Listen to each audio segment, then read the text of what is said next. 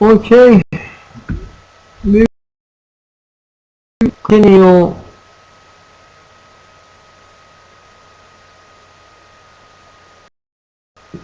properties in Hilbert.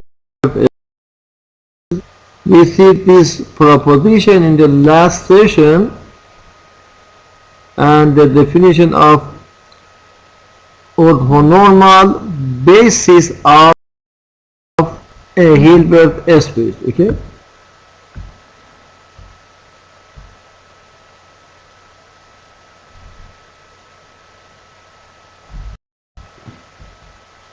And also we have this proposition: the following conditions on a Hilbert space H are equivalent. One, H is separable. Two, any orthonormal set in H is countable. Any orthonormal set in H is.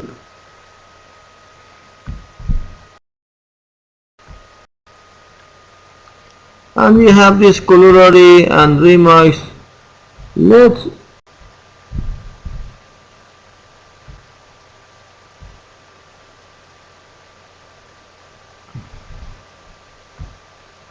we see the definition of orthonormal complement.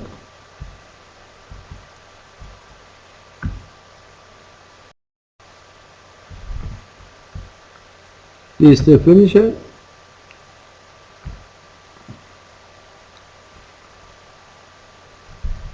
the orthogonal complement by this notation of a subset S of a Hilbert space is defined by this set equal to the set of all X such that for any Y in S, the inner product of X and Y equal to 0.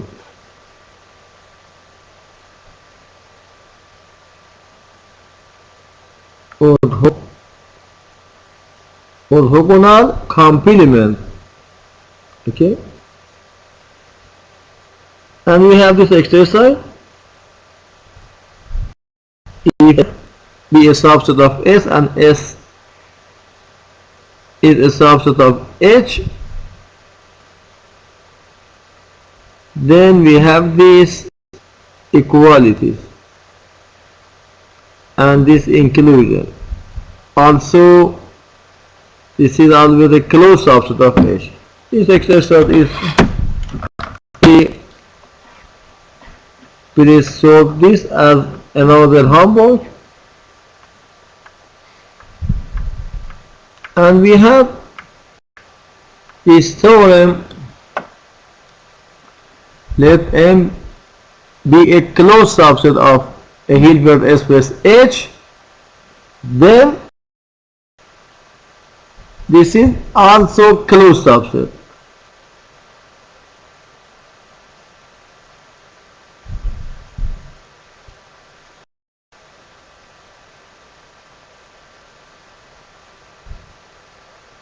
And this mean in Arabic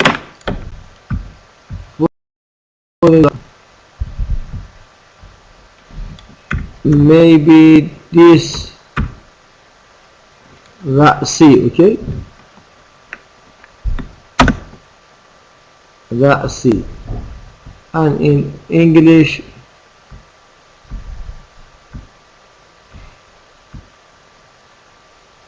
vertical, okay?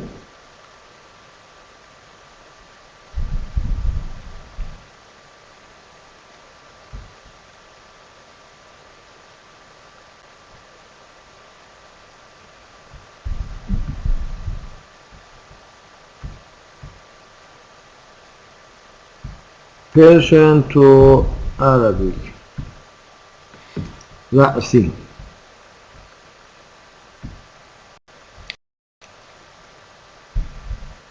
The vertical of m vertical equal to m itself,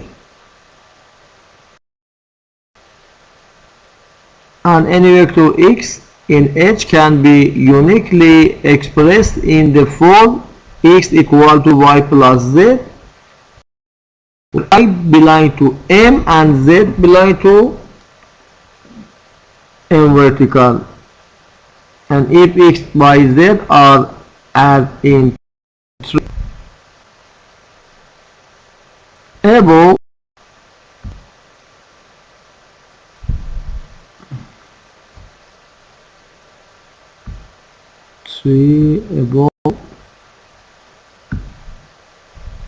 what is 3?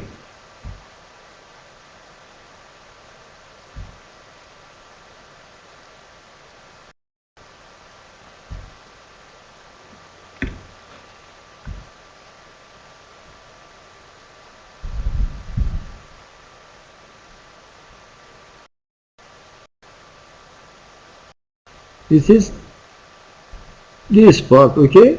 X and y and z have this relation, then the equation p of x equal to y define a bounded operator p in B of h with the property that we have this equality, okay?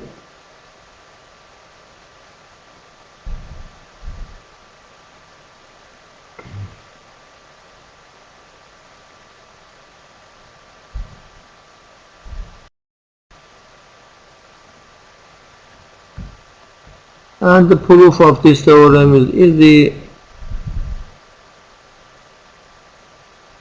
You can read the proof of this theorem. Dear students, please read the proof of this from the book, okay? Let me write for you.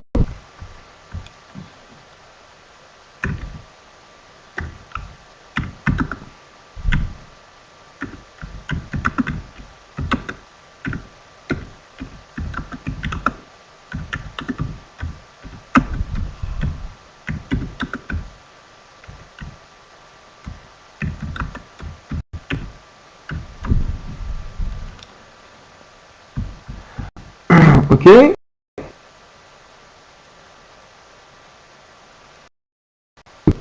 Muhammad,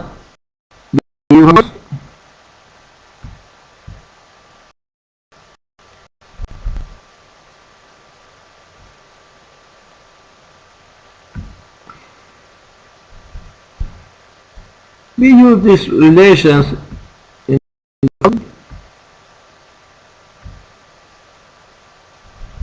and also we have this corollary.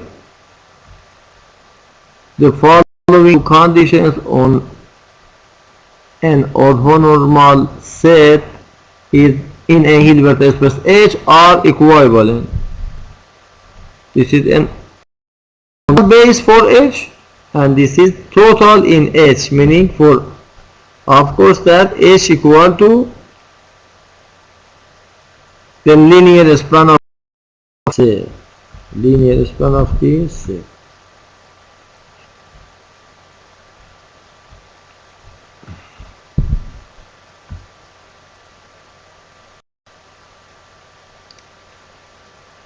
And as a standard and easily proved fact is that the following condition on a line T from H to K between two Hilbert spaces are equivalent.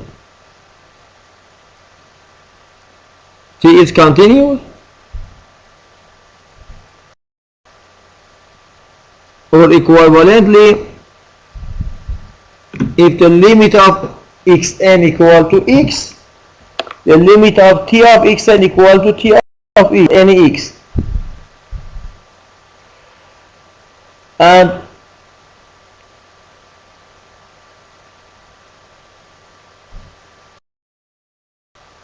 continue,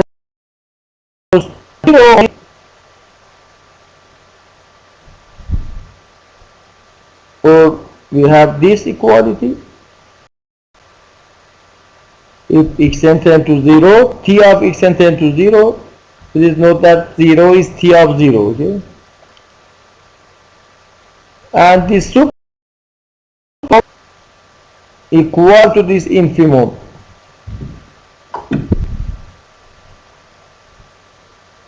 And this is real number. This is the finite real number. Okay? Equivalent of these three items is very easy. Please write this as an exercise. Okay? Please write the proof of these three statements. Please solve this as an homework.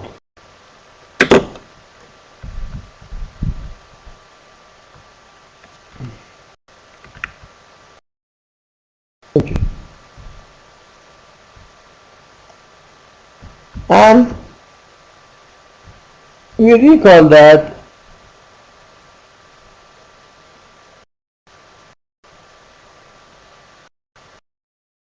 all of three above such continuous linear map are called bounded operator.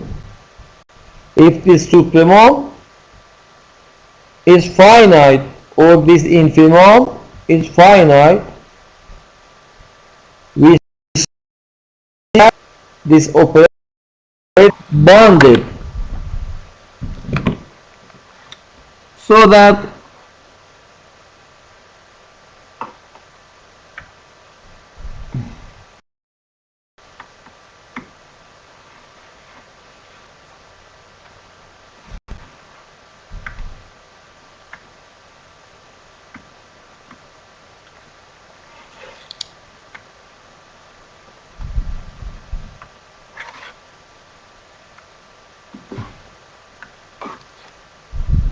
an operator such as T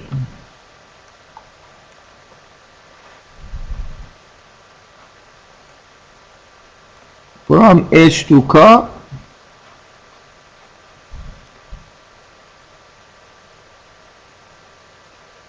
is bounded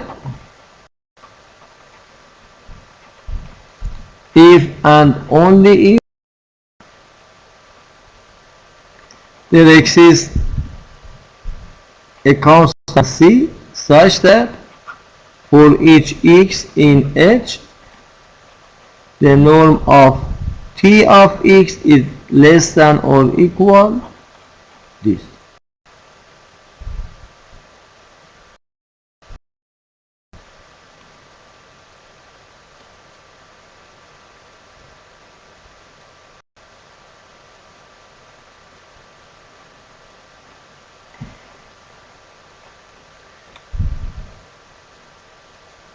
And this shows that this infimum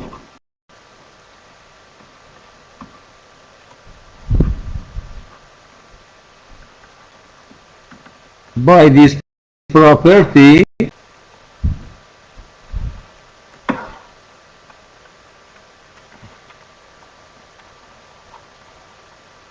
is a finite real number, and it is equal to this supremum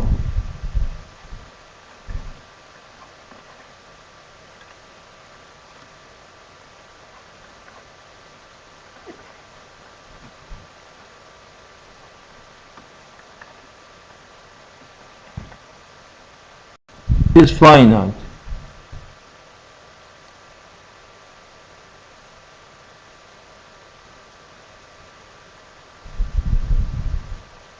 Okay, and it is equal to this supremum is finite.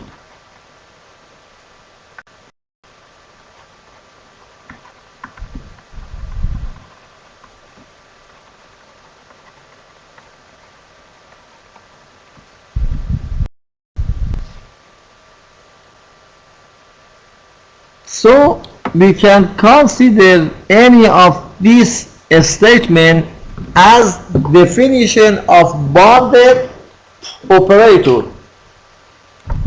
And for this proposition, we don't need these to be hidden spaces. We can consider node spaces, okay? Only node spaces. This hold in any node spaces. But this is very important that these three statements are equivalent.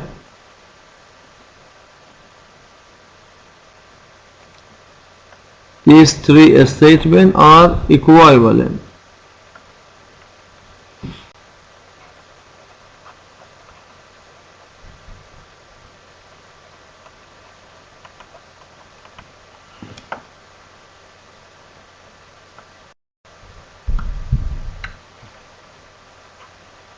The following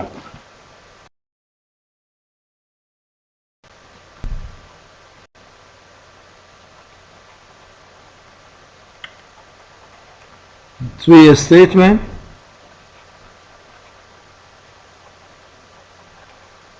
are equivalent.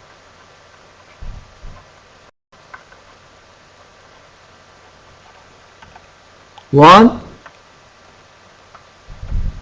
two, and three.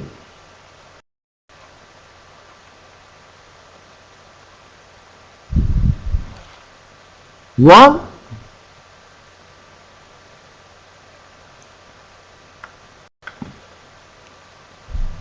T is continuous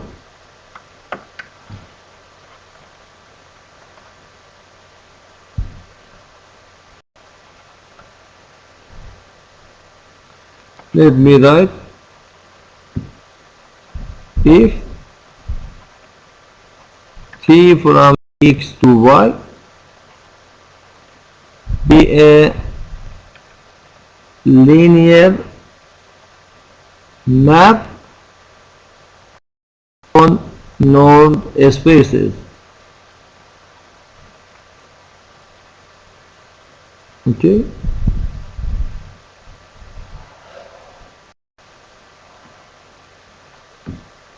If T from X to Y be a linear map on node, these two are node spaces, then these statements are equivalent, continuous,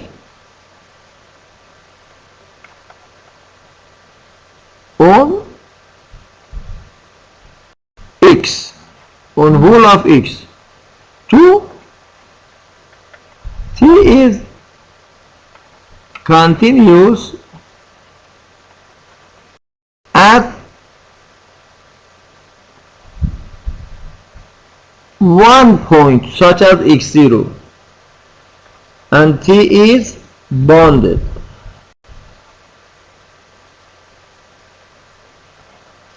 So that in linear maps, continuity of T equal to boundedness of T. T is continuous if and only if T is bounded. And if T is continuous at one point, then T must be continuous in whole of X. In whole of X. And the proof is easy because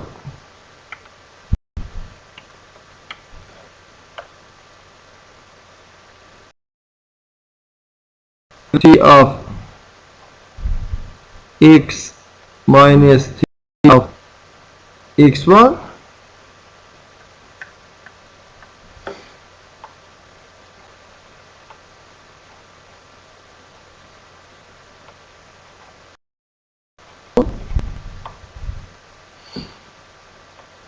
equal to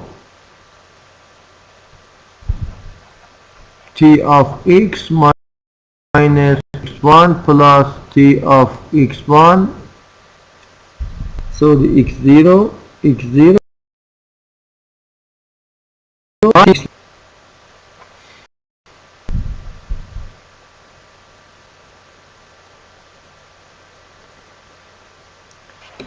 and by rearranging we can write tx1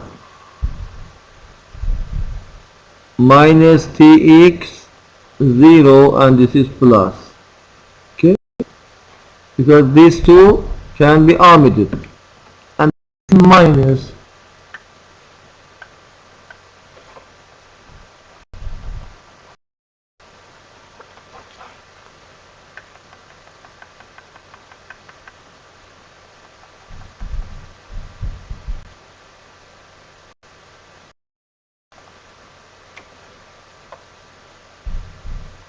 plus, sorry,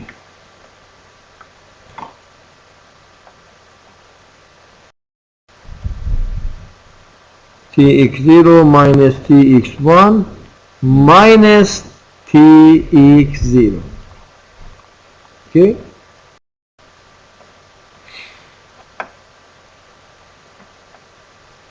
and this is equal to the norm of t of x plus 0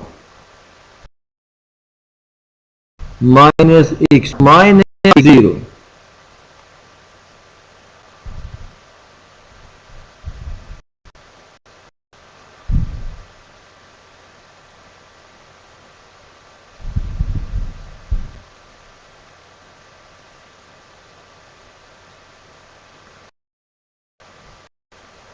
Now we see that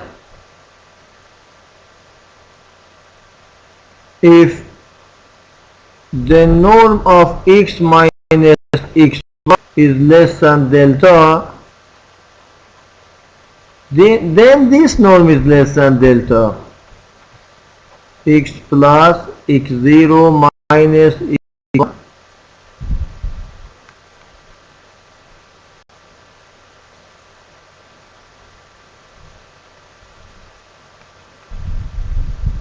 Minus x0.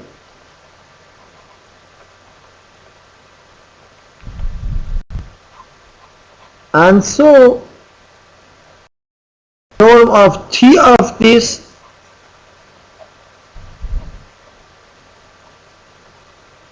minus t of x0 must be less than epsilon, okay? And this shows that by this equality t of x t of x1 minus b less than epsilon. Please note that we assume that, for example,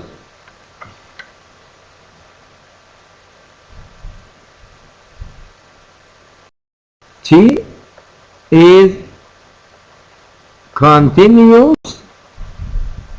at x0. This is equal to, for epsilon there exists delta such that if this norm less than delta, then the norm of f of x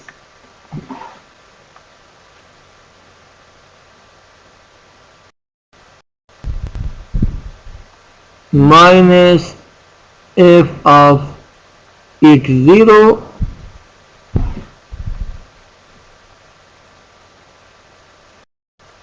less than epsilon. So we have this,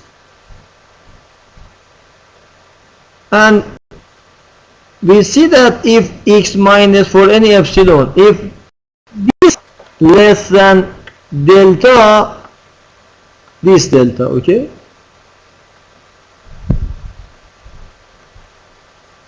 we can omit x0, so this is less than delta, and you can consider this as this x, this element, one is less than delta, so that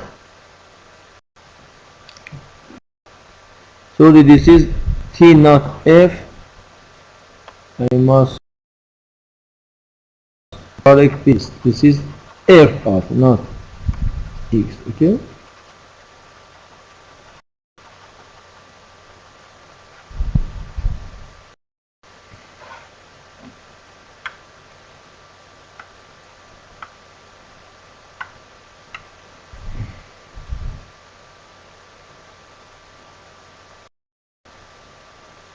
T of X minus T of X0 less than F0. So that T of X0 must be less than epsilon, but we have the condition of continuity at x1. So that if T is continuous at one point, T must continuous at any point.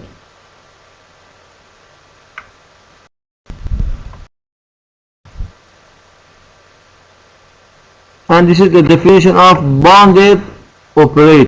Okay, if we have each of these conditions, we say that T is a bounded function. And we write B of H and K for the vector space of operator from H to K. It is a standard fact that B of H and K is a Banach space if this norm is defined as the common value of the two expression in item 3, the norm of T. Okay, if T be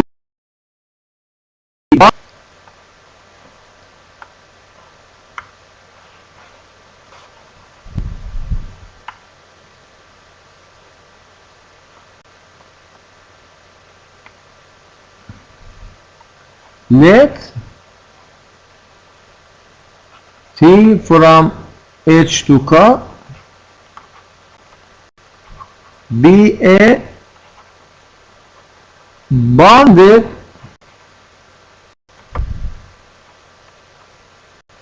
linear function, then we define the norm of T. This is called the operator norm, equal to the supremum of all these objects, the norm of T x, such that x belongs to x and the norm of x is less than or equal 1, or this supremum, all of these are equal. Proof is the set of all x such that the norm of x equal to 1. Also,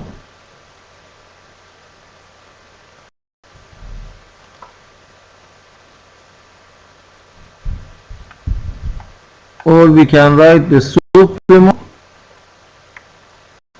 of all fraction by this from T of x divided by the norm of x such that x belongs to x and x is non-equal to 0, and this is equal to this infimum all c such that for any x in H the norm of T of x is less than or equal to the norm of x. We can define each of these as the norm of T, and all of these are equal.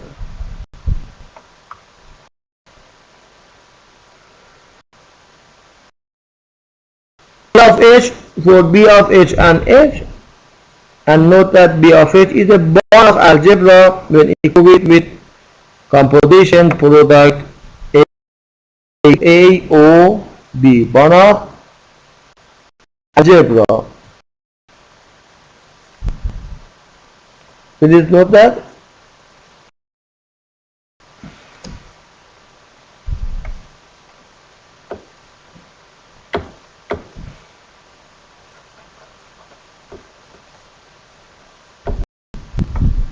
if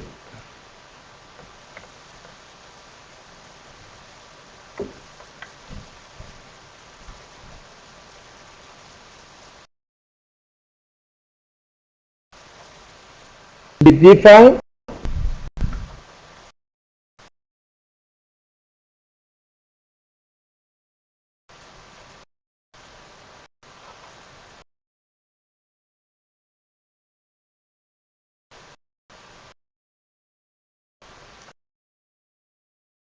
B and B, all A of H, A of H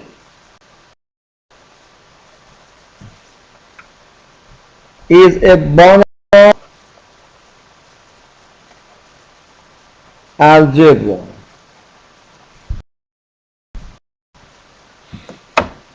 and an important property for Banach algebras is this property: the norm of AB must be less than a multiple of norm of A multiplied by norm of B, equal to the supremum of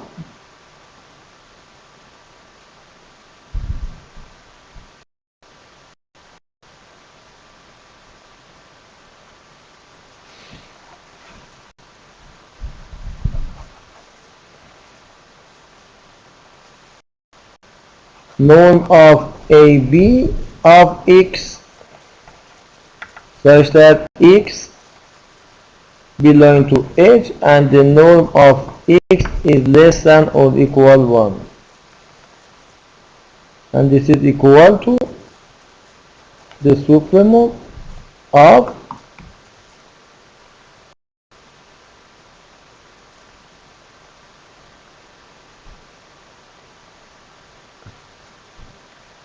the norm of A multiplied by X such that X belong to H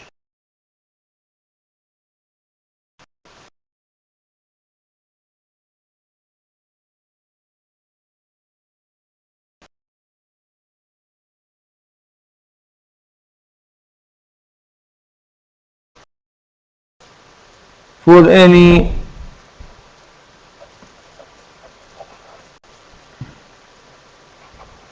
bounded linear map such as T from H to K,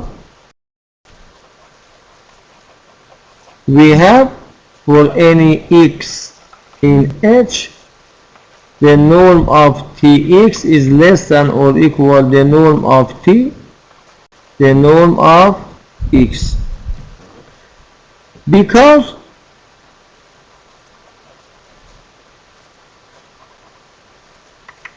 if X equal to 0, then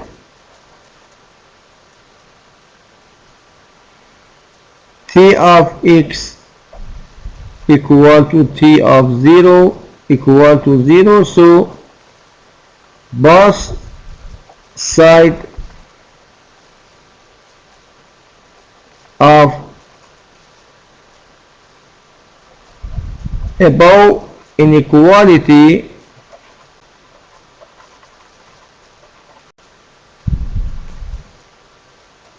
are equal to 0, so that we have this inequality and we have equality, because this is 0 and this is 0, and if X be a non-zero element, then we see that the norm of this equal to this, and this is equal to 1. So T of this element is less than or equal the norm of T. The norm of this, because we know that the norm of T equal to the supremum of all Tx such that the norm of x equal to 1, and this is one element, so that this is less than this. But the norm of Tx, or T divided by this norm, equal to this multiplied by Tx, because T is a linear function, and this is equal to this multiplied by the norm of Tx. This 2 implies that this multiplied by the norm of Tx less than or equal the norm of T, or equivalently the norm of Tx is less than or equal the norm of T multiplied by the norm of x. So we have this equality in this part. Okay, the norm of A of this element is less than or equal the norm of A multiplied by the norm of this element, so that we have this inequality. And other conditions for Banach algebra is very easy, so that P of H with the composition as binary operation is a Banach algebra.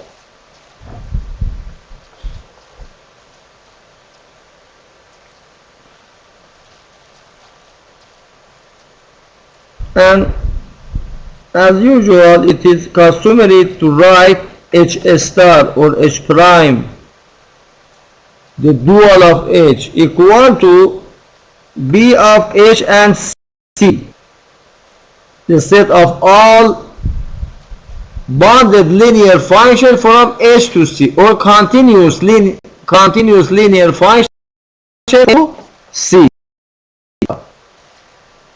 We begin the identifying this Banach dual space H star. At the first, we have the Riesz lemma.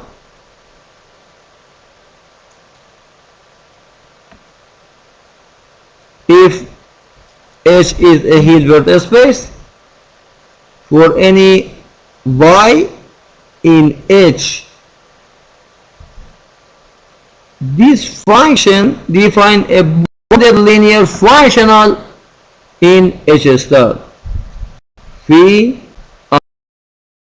by the index y on any x equal to this inner product.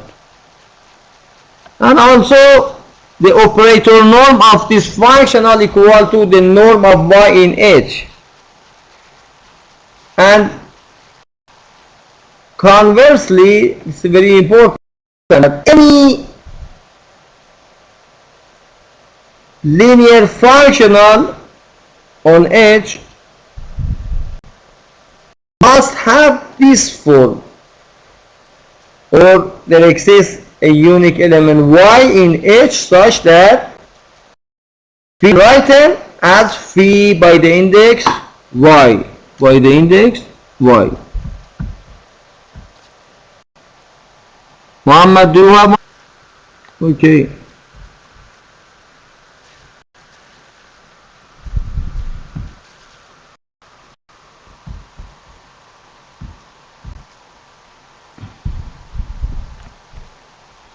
So in this proposition,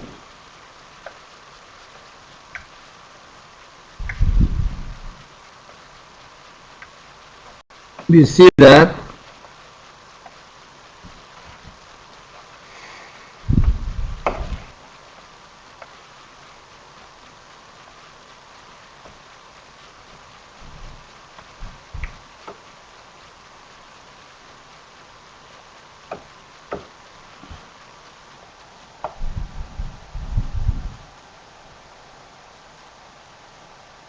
if H be a Hilbert space and Y be an element of H, and we define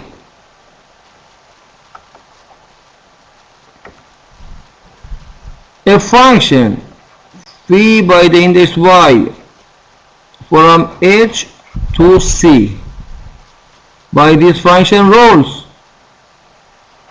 Phi of Y of X equal to this inner product X and Y, okay? X and Y, then phi Y is an element of the dual of H. We know that the dual of H is the set of all bounded linear functions from H to C, and it's very trivial for any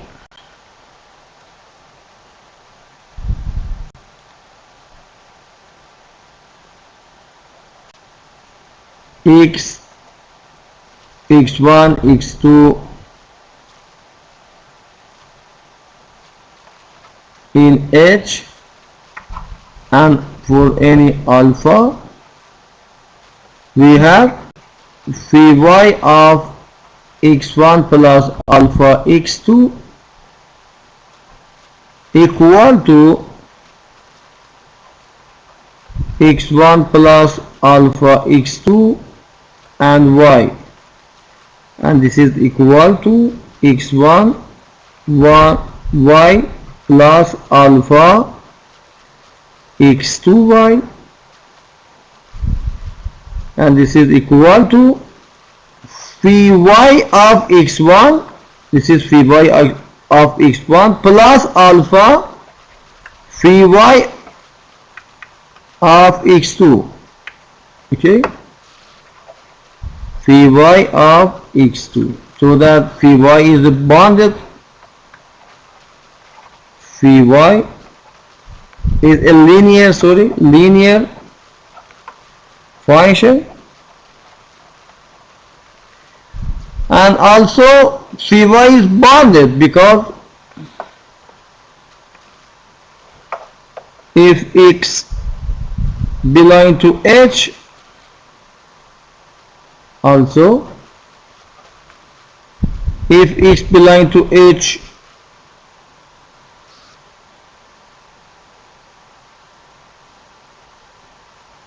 then the norm of phi Y x,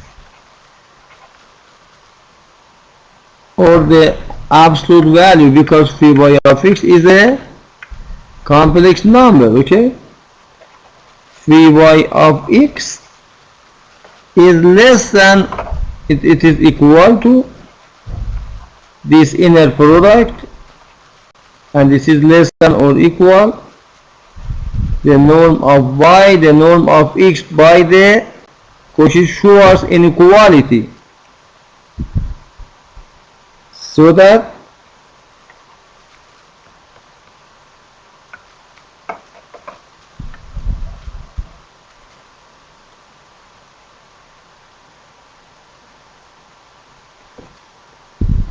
for any x in H, this is less than or equal this multiplied by this, and this is your constant function or constant c, for example. Okay, please note that if we have one c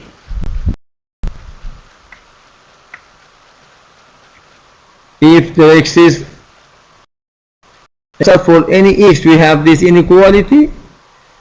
T is a bounded. We found this C as the norm. Therefore,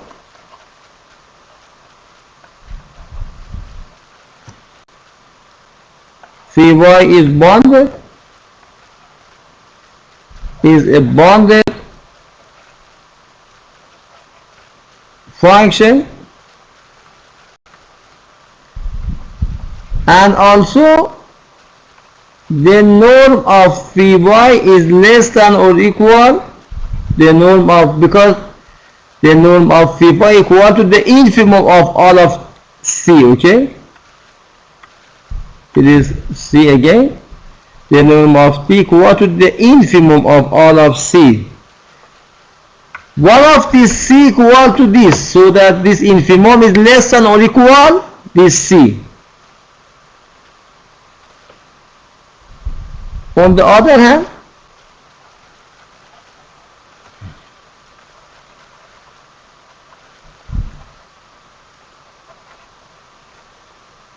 we see that the norm of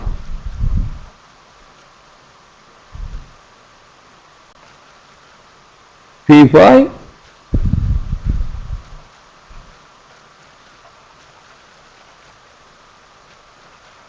equal to the norm of this multiplied by phi y of y, because we know that phi y is a linear function, and this is equal to this multiplied by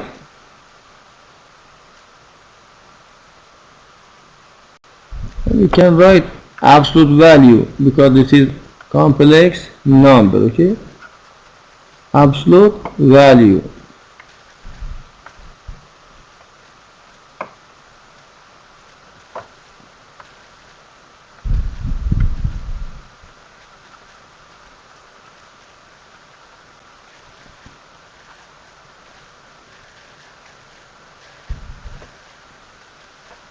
Okay,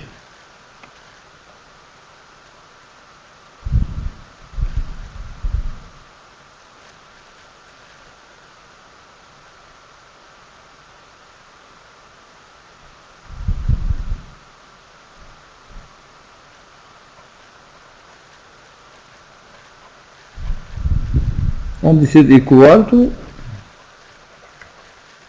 this multiplied by the norm of y to the power of 2, and this is equal to the norm of y.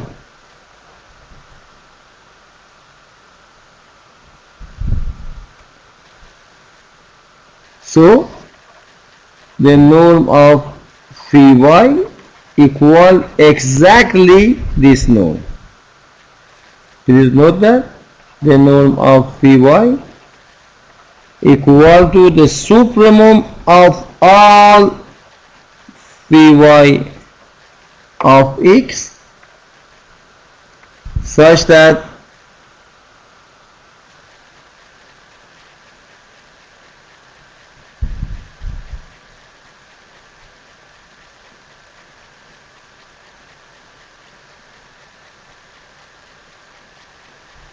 the norm of y, or the norm of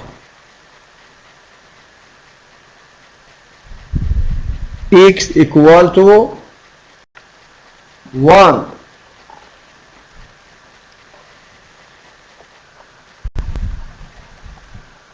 And we see that this is less than or equal this norm. Okay, and we found mx with this property that this exactly equal to y. all of this is less than y and one of this is equal, so that this supremum must be equal to y, the norm of y. Okay, the norm of y.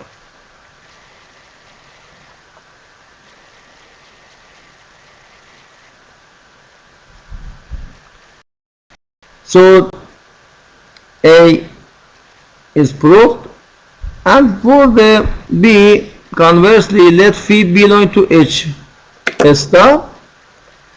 Then there exists a unique element y in H such that we have this identification. Suppose phi belong to H star. Since this is equal to the norm of y1 minus y2, because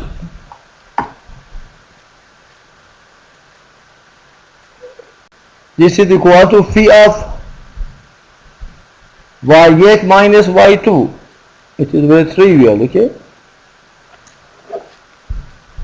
Phi of y8 minus phi of y2.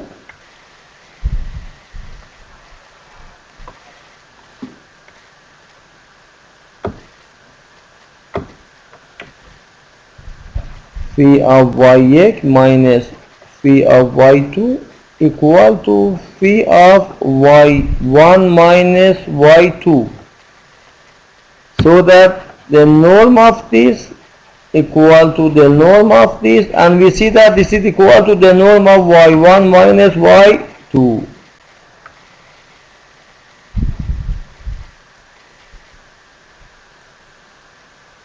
And the uniqueness is proved.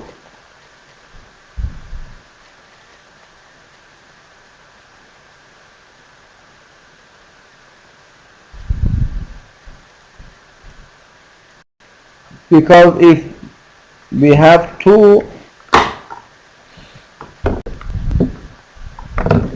so if we have y1 and y2 in H such that phi equal to phi y1 and also equal to phi y2,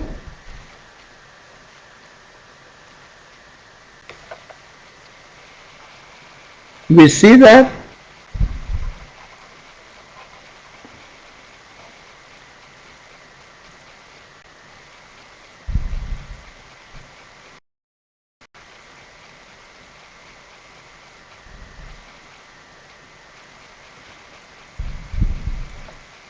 the norm of y1 minus y2 equal to the norm of phi y1 phi y2, and this is equal to 0 because phi y1 minus phi y2 equal to 0, and this norm must be 0, so that y1 must be equal to y2, and this is the uniqueness of this part. Okay,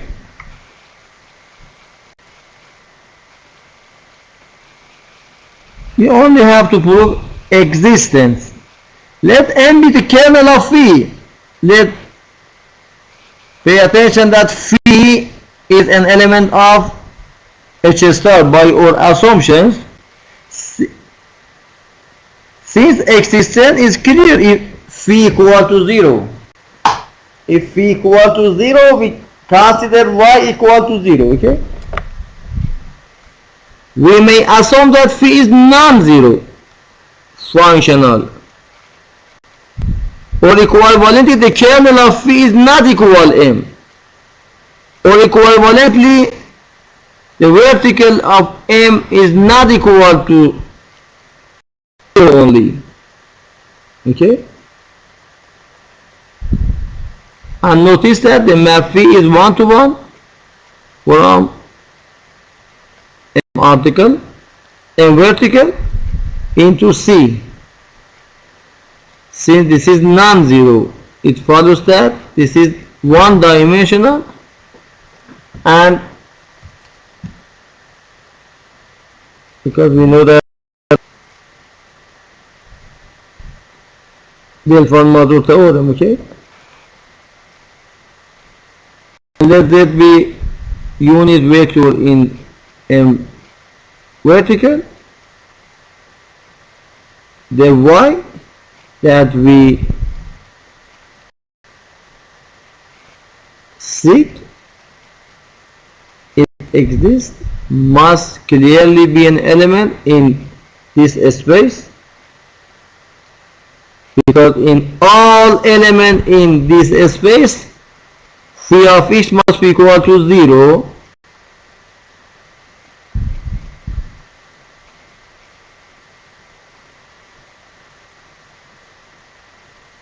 Thus we must have y equal to alpha z for some uniquely determined scalar alpha, with y defined.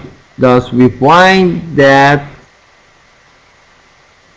phi y of z equal to the conjugate of a, okay, because phi y of z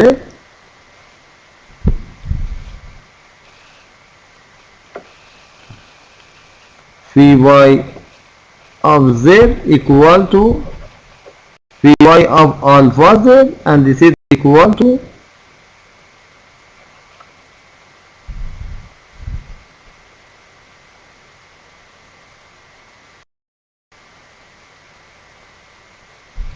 alpha z, sorry, alpha y,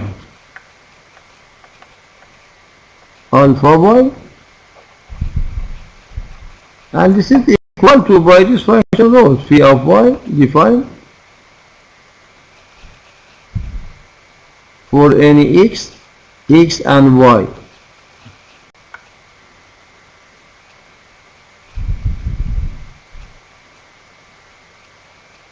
So that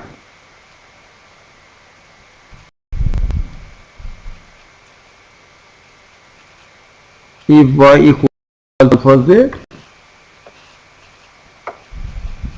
this is equal to alpha y and y. But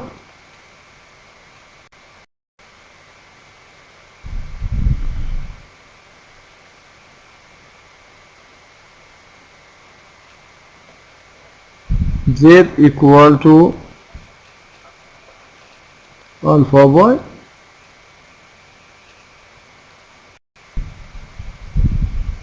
so that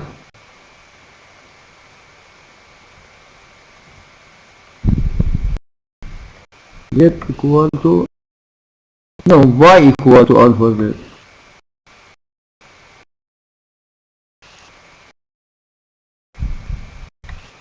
okay,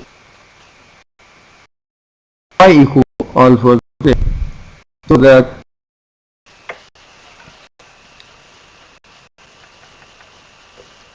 y equal to alpha z, so alpha bar y equal to alpha bar z,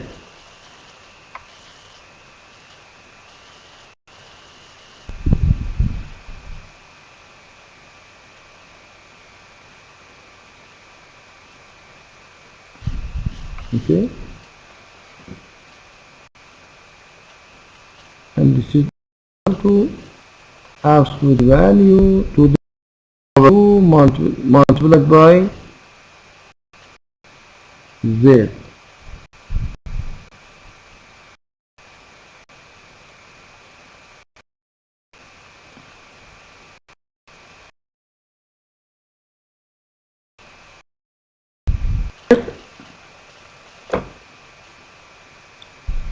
Equal to alpha bar divided by this y.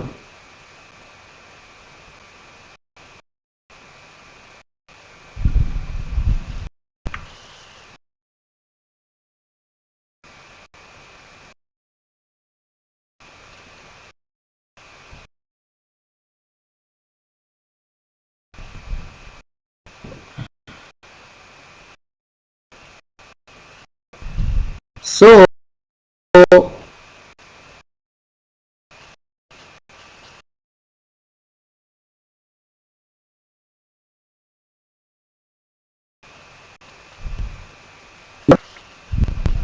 this is equal to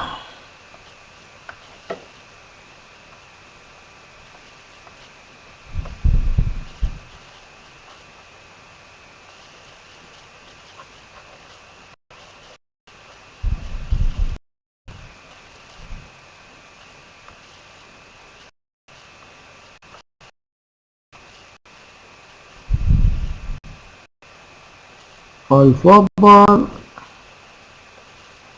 this multiplied by y or r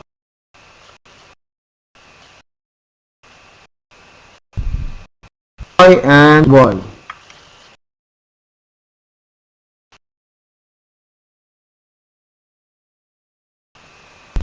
But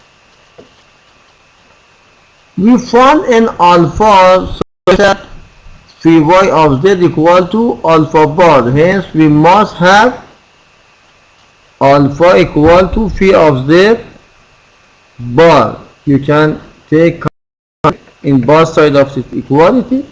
Since any element in H is uniquely expressible in the form x plus gamma z, and we find easily do equal to phi of this element, and we found the property that phi equal to phi of y, and we see this uniqueness, so we the proof of phi also.